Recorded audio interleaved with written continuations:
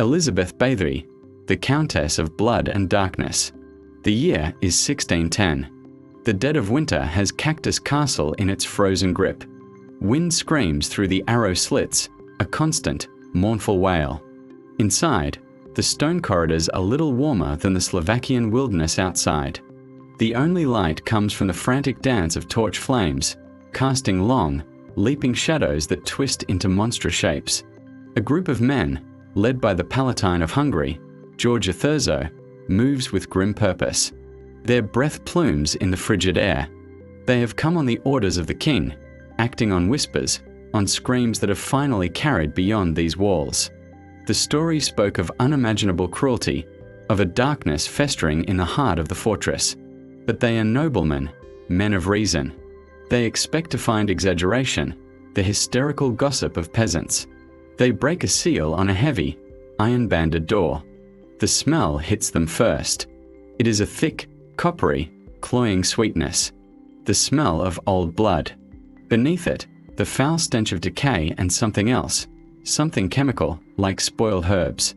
The torches flicker, illuminating a chamber that is not a dungeon, but something far worse. It is a cell, yet it holds no prisoners. It is a workshop, yet it produces only death. A young woman, her skin pale as alabaster, shivers in a soiled shift. Her eyes are vacant, hollowed out by terror. Her wrists and ankles are raw, rubbed bloody by rough ropes. She does not speak. She only stares, as if seeing a horror that is no longer there. In the corner, another woman lies still. Too still. Her body is twisted, a marionette with its strings cut. The skin on her face and hands is a patchwork of bruises and strange, waxy pallor. The men's boots stick to the floor. It is tacky, coated in a dark, congealed substance. Thurzo's gaze sweeps the room. He sees a wooden tub, large enough for a person. It is stained a deep, permanent, rusty brown. Beside it, a strange, coffin-like contraption stands, its lid studded with spikes. A collection of knives and needles lies on a nearby table, their metal surfaces gleaming in the firelight, clean and precise amidst the filth. He had come to investigate rumors. He has found a charnel house. This is not the home of a countess, a niece of the King of Poland, a woman revered for her intellect and strength. This is the lair of a monster. The evidence is here, in the smell, in the stains, in the broken girls. The whispers were not whispers at all. They were a truth, so dark, so vile, it had been almost impossible to believe. Until now. To understand the horror of that chamber, one must first understand the woman who ruled it. Elizabeth Báthory was not born in shadows. She entered the world in 1560, amidst the glittering pinnacle of Hungarian nobility. The Bathory family was one of the wealthiest and most powerful in Europe, a dynasty of princes and warriors. Her uncle was Stephen Bathory, the formidable King of Poland. From her earliest days, Elizabeth was cradled in privilege and power. She was a prodigy. By the age of 5, she could converse in Hungarian, Latin, and German. She was educated in mathematics, the sciences, and the complex politics of the Habsburg court. But her family tree, for all its glorious branches, had deep, gnarled roots. The Báthorys were known for their ferocity in battle, their political ruthlessness, and a streak of instability that some whispered was madness, passed down through the blood. Her own brother was a known libertine, and an uncle was said to be a practitioner of the dark arts. At 11, she was betrothed to Ferenc Nadasdy, another scion of a powerful Hungarian family. They were a matched pair, brilliant, ambitious, and fierce. When they married in 1575, it was the union of two empires. They moved into the sprawling, remote Cactus Castle, a wedding gift from the Nadasdy family. It was a fortress designed for war, perched on a hill, its high walls separating the rulers from the ruled. Ferenc, known as the Black Knight of Hungary, was often away, leading his troops into battle against the Ottoman Empire. Elizabeth was left alone to manage their vast estates. She proved to be a formidable administrator, a sharp-minded businesswoman who could argue with merchants and command stewards with equal authority. She was respected, even feared, for her intelligence. But solitude in a stone fortress can curdle into something else. The power she wielded over hundreds of servants and serfs was absolute. Their lives were hers to command. And it was in this isolation that a different side of Elizabeth began to surface. A darker, more cruel inclination, first noted in small, vicious acts. A maid spills a drop of wine on her lace cuff. The punishment is not a scolding. It is a needle, thrust deep under the girl's fingernail. The girl's scream echoes in the great hall, a sharp, bright sound of shock and pain. The other servants look away, their faces pale. They say nothing. To speak is to invite the same fate. This is the beginning. A slow, chilling descent. Elizabeth surrounds herself with a small, loyal coterie of servants who enable her cruelty. There is Dorota Sentes, a washerwoman known as Dorka, her hands strong and brutal. There is Ilona Jo, a nurse, her face a mask of placid obedience. And there is Janos Ujvari, known as Fichko, a disfigured dwarf who serves as a court jester and, increasingly, a jailer. Most ominous of all is Anna de Vulia, a local widow rumoured to be a witch, who becomes Elizabeth's confidant and tutor in cruelty. It is de Vulia, the stories say, who fans the first embers of Elizabeth's obsession into a raging fire.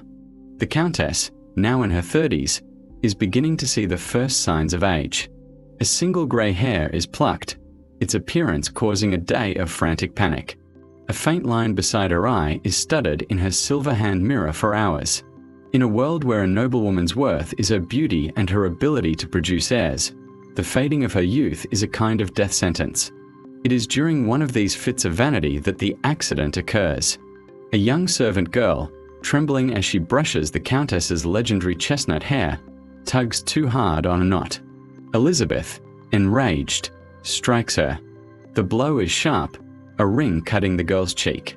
Blood, warm and shockingly red, sprays across the Countess's face and hand.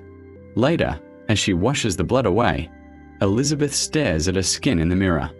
Where the blood had splattered, her complexion seems different, whiter, more vibrant, as if the blood had imparted some vital essence.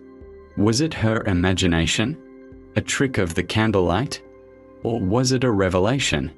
She summons Darvulia. The old woman examines her skin, her eyes gleaming in the dim light. She speaks of ancient, pagan secrets.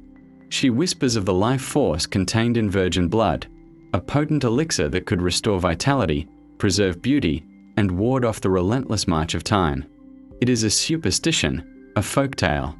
But to a woman terrified of losing her power, her identity, her very self to the ravages of age, it is not a superstition. It is a solution. The first victim is a local peasant girl, lured to the castle with the promise of work. She is taken to a private chamber, not the dungeons. The methods are experimental. A small cut, a careful collection of the blood in a silver basin. The girl is terrified, sobbing.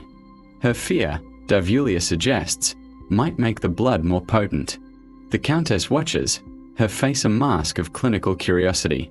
The girl's blood is mixed with bath oils, with herbs.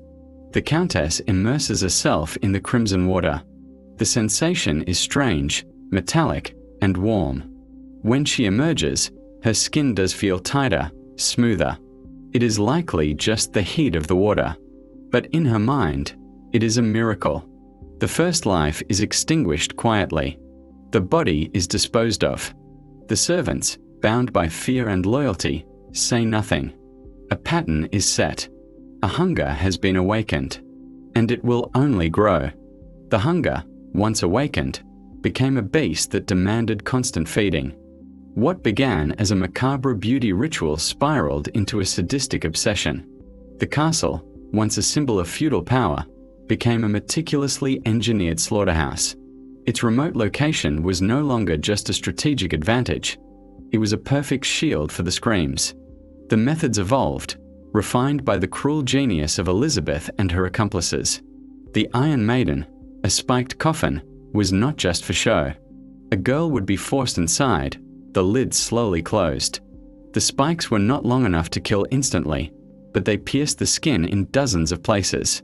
The blood would be collected, drop by precious drop, in vessels placed beneath it. The process was slow, agonizing. Another favorite was the star killing. A girl would be stripped, beaten, and forced outside into the dead of winter. A bucket of freezing water would be thrown over her, the icy shock seizing her lungs. She would be left to stand, a frozen statue, until the life left her eyes. Sometimes, the Countess herself would watch from a window, her breath fogging the glass, as the vibrant young life was leached away by the cold. The need for victims grew insatiable. The local peasantry had been exhausted, their daughters vanishing one by one. Whispers of a harvest at Cactus began to circulate in the nearby villages. Fear was a thick fog over the land. So, Elizabeth and her coven adapted. They began to prey on the daughters of the lower nobility, young girls sent to the castle for a prestigious education to learn courtly manners from a countess. They arrived with hope, with leather-bound trunks containing their finest dresses. They never left. The castle's routines became a grotesque parody of courtly life. By day, Elizabeth would correspond with bankers, manage her estates, and entertain visiting dignitaries with her famed wit and intelligence. She was a pillar of the community, a devout woman who donated to the church. But by night, the torches were lit in the upper chambers, and the real work began. The sounds became part of the castle's nocturnal symphony. Not just screams, but the frantic, rhythmic scraping of servants scrubbing the stone floors before dawn. The cloying scent of rosewater and lavender potpourri, laid thick to mask the persistent, metallic tang of blood. The sight of fresh, damp earth in the castle gardens, where Fichko and the other men would bury the broken bodies under the cover of darkness. Sometimes, when the ground was too frozen, the bodies were simply bricked up inside the castle-less walls or tossed into the midden heaps for the pigs. For years, the system worked. The Bathory name was a shield of impunity. Who would believe the ravings of a peasant over the word of a countess? Who would dare to accuse the King of Poland's own niece? The local Lutheran pastor, Istvan Magyari, began to voice public accusations, his sermons thundering with righteous fury. But he was initially dismissed as a fanatic. The corruption even reached into the church. One of Elizabeth's confidants was a priest named Andres, who performed last rites for the dying girls, absolving them of sins they never committed, blessing their souls even as their bodies were tortured. But the beast was growing reckless. The sheer scale of the slaughter made it impossible to fully conceal. A cart, loaded with lifeless, blood-drained forms, overturns on a muddy road, spilling its grim cargo for a group of travelers to see. A young girl, left for dead in a snowdrift, manages to crawl to a nearby village, her body a map of scars and frostbite, her mind shattered. She babbles of a beautiful countess in black, of a tub of blood, of needles and ice. The whispers were no longer whispers. They were a roar, a tide of horror that finally reached the court in Vienna. The Habsburg King Matthias II, already deeply in debt to Elizabeth, could no longer ignore the scandal. It was threatening the stability of the region. But to move against a Bathory was a political earthquake. The evidence had to be irrefutable. The arrest had to be swift, and the aftermath quiet. He tasked his most trusted man, Palatine George Thurzo, with the impossible, to enter the lion's den and prove the unthinkable. Thurzo moved with the grim finality of a headsman. He spent months building his case, collecting over 300 witness depositions. The testimony was a chorus of nightmares. They spoke of girls lured, tortured, and bled. They described a ledger, kept by the Countess herself, a meticulous record of 650 names. A tally of the dead. The political wheels turned. A secret tribunal was convened. The king gave his silent consent. The impenetrable fortress was about to be breached. On a day when the sky was the color of lead, Thurzo and his armed retinue rode for Cactus. They did not announce their arrival. They simply appeared at the gates, a silent, judicial avalanche. The castle guards, outnumbered and faced with the authority of the Palatine himself, could only stand aside. The heavy doors swung inward, and the men entered the belly of the beast.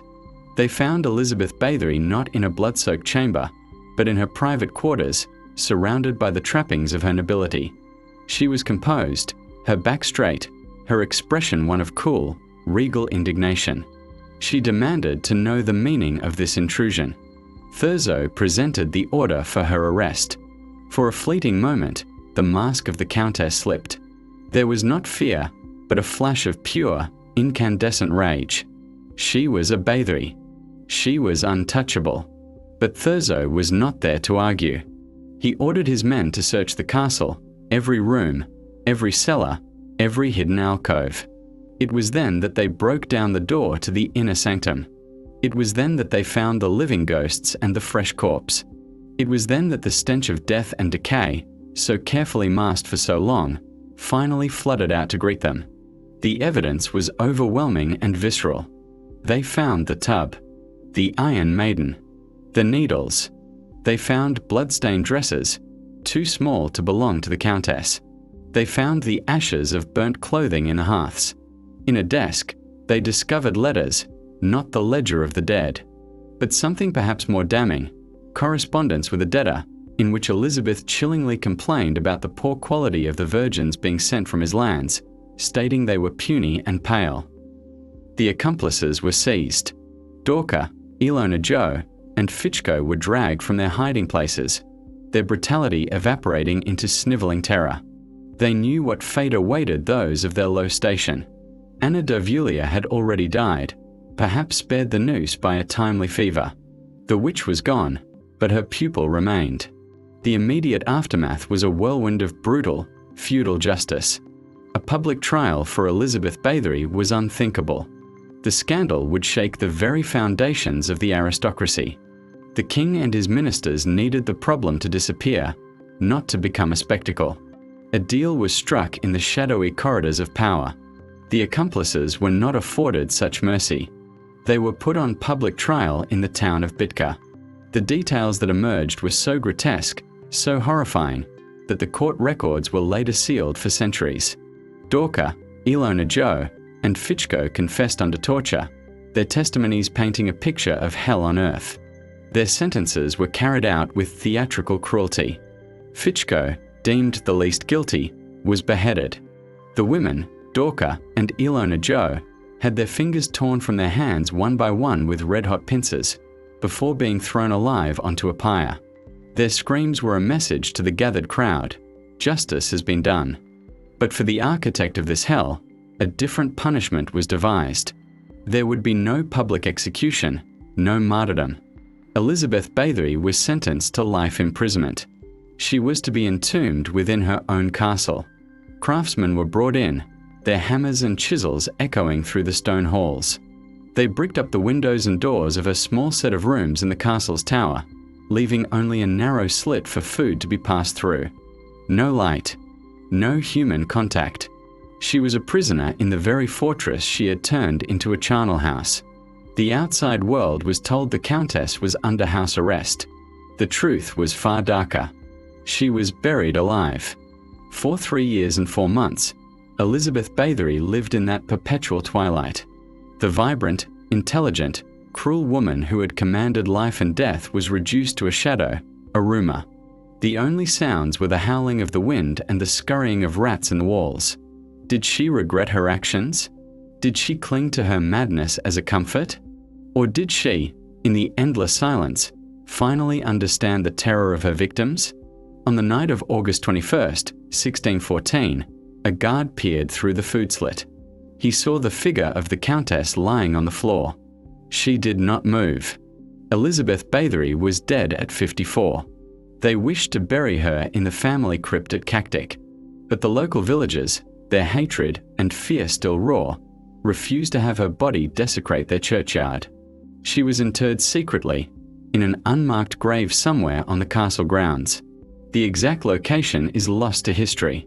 The earth, it seemed, was the only thing willing to finally take her. The bricks in the windows sealed out the light, but they could not contain the legend. Elizabeth Báthory was gone, but the story of the Blood Countess was just beginning to seep into the world. It was a story too monstrous, too compelling, to be forgotten. It was a seed planted in the rich, dark soil of folklore, and it would grow into something far larger and more terrifying than the woman herself. In the villages below Cactus, people crossed themselves when the castle was mentioned. They spoke in hushed tones of the beautiful lady in black who still walked the battlements on moonless nights, forever searching for new blood to preserve a beauty that had long since turned to dust. The story mutated, taking on a supernatural life. The historical record of a sadistic, powerful noblewoman began to blend with older, darker myths. The number of victims, already shockingly high in the official documents, swelled in the popular imagination from hundreds to 650. A number first mentioned in a passing remark at the accomplice's trial, and now etched into history as fact. The most persistent legend, the one that would forever define her, emerged. The story of her bathing in the blood of virgins to retain her youth. It is this image that has captured the world's imagination for centuries. A vampire-like figure, not drinking blood, but bathing in it, using it as a cosmetic cure for mortality itself. But is it true? The historical evidence for the bloodbaths is circumstantial. It is the centerpiece of her mythos, yet it is not mentioned in the official charges against her. The court transcripts from the trial of her accomplices, which would contain the most gruesome details, were sealed by order of the king. They have never been found. The first written account of the bathing appears decades after her death, in a Jesuit chronicle, a source with its own reasons for painting a Protestant noblewoman as a monster of the highest order. So, we are left with a haunting question. Did Elizabeth Báthory truly bathe in blood? Or was this the final, masterful piece of propaganda used to destroy her? Modern historians are divided. The skeptical school argues that Elizabeth was a victim of a political frame-up. Her vast wealth and lands were a constant temptation to a cash-strapped King Matthias, to whom she was deeply in debt. By convicting her of monstrous crimes, the crown could seize her estates without compensation. The accusations, they argue, were a convenient way to remove a powerful, troublesome woman who refused to be controlled by the men in Vienna. The blood-bathing legend was the sensational garnish added later to ensure her name was so thoroughly blackened that no one would ever question her guilt or mourn her loss. Others, the literalists, point to the mountain of eyewitness testimony collected by Thurzo. They argue that while the bloodbath may not have been a daily ritual, the evidence for systematic, unimaginable torture and murder is overwhelming. The story of the bloodbath, they contend, is entirely consistent with the obsessive, cruel personality that emerges from the witness statements. It was the logical, horrific culmination of her fear of aging and her absolute power. Perhaps the truth lies in the grey, terrifying space between these two poles. Elizabeth Báthory was almost certainly a serial killer of epic proportions, a sadist who tortured and murdered countless young women. The political and financial motivations of the king are also undeniable. Both can be true. The bloodbath may be a poetic exaggeration of a darker, more complex truth, that she did indeed use the blood of her victims in her obsessive beauty rituals, perhaps ingesting it, perhaps using it in poultices, as directed by the witch, Anna d'Avulia. The legend simplified this into a single, unforgettable, cinematic image. Her legacy is a paradox. She has become a fixture in the pantheon of horror, a precursor to the vampire myth, an icon in heavy metal music, and the subject of countless films and books. She is a monster. Yet, she is also a disturbing case study in the corrupting nature of absolute power, a stark reminder of the brutality that festered behind the glittering facade of the Renaissance aristocracy. She is a warning of what can happen when a human being is placed so far above others that their lives become utterly disposable. And what of Cactus Castle itself? Today, it is a ruin. The wind that once carried screams now whispers through broken walls. The stones are cold. Tourists walk its overgrown paths, trying to feel a ghost of the horror. They take pictures of the crumbling tower where she was entombed.